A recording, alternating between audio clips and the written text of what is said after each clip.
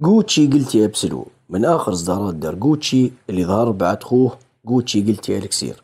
في الفيديو هذا حنتكلم عن الاختلاف بين العطرين زائدا جمالية الرائحة زائدا الأداء.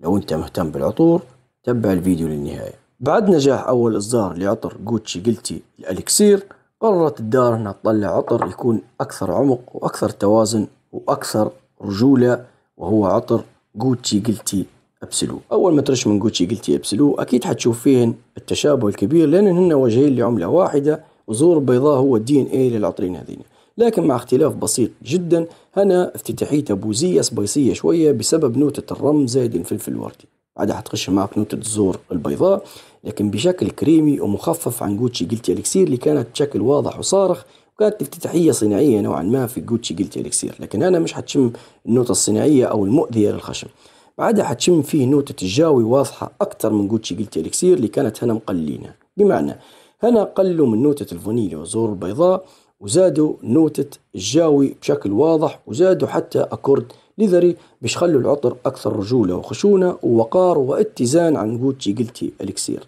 جوتشي قلتي الكسير أنا زي ما قلت لكم من قبل، أنا لما شميته حسيته يمشي للجنسين، بس أنا حسيت فيه الطابع الذكوري أكثر من جوتشي قلتي الكسير. بمعنى آخر جوتشي قلتي ابسلو قعد العطر سويتي سبايسي عنبري مع تاتش زهري، بينما الجوتشي ابسلو كان فيه نوتة الزهور البيضاء واضحة، فالعطر كان هنا زهري سويتي سبايسي.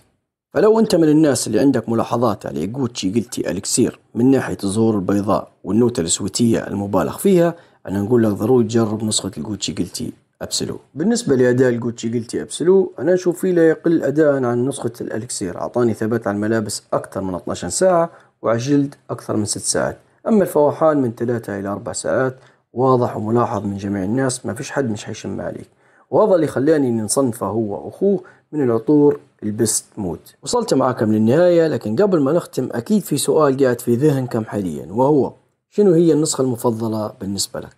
بالنسبة لي أنا هي نسخة الأبسلو، لأن بكل بساطة فيها عمق أكبر وفيها رزانة أكثر من نسخة الأليكسير.